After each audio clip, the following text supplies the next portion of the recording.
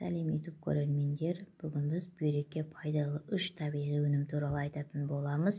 Күнделікті ас-ауқатымыздың бүйрегімізге қаншалықты әсер ететінін білесіз бе? Сол туралы әңгіме айтатын боламыз. Ол үшін менің каналыма жазылып, тіркеліп, лайк басып, комментарий жазып өтіңіз. Бүйрек бұл адам ағзасындағы ең маңызды мүшелердің бірі.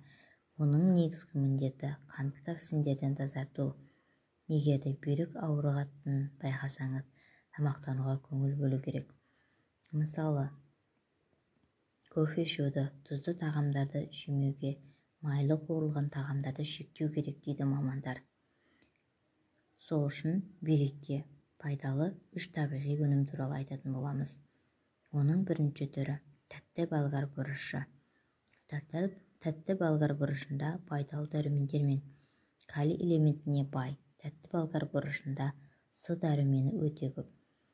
Ғалымдардың зерттеуінше, бүйрек ауруларының қабынбауына, иммунитетті көтеріп, қан диабетінің алдын алады. Тәтті болгар бұрышы бүйректі түрлі патологиялық аурулардан сақтайды. Екінші, бүйрек жұмысы бұзылғанда тропикалық жемістер мен цитрусты жемістерді, әсіресе банан, киви сияқты жемістер кері әсер етуі мүмкін. Сондықтан бұл жемістерді жемеген жөн. Ал ананасты инфекциялық қабынбалы аурулары бар жағдайда ғана тұтынған жөн.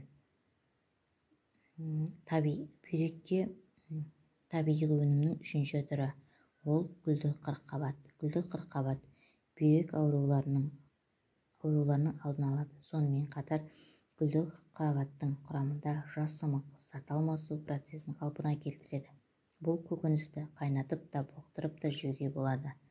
Тамақтануға қосатын болсаңыз, бүйрек жұмысы жақсарып, онкологиялық аурулардың алдын алады.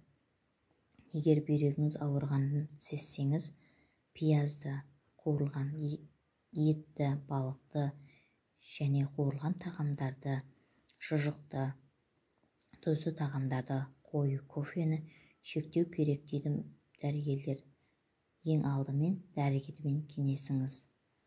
Егер де менің каналым ұнаса, лайк басып, комментарий жазып, менің каналыма тіркеліп өтіңіз. Менің каналымда ең керемет видеолар шығатын болады.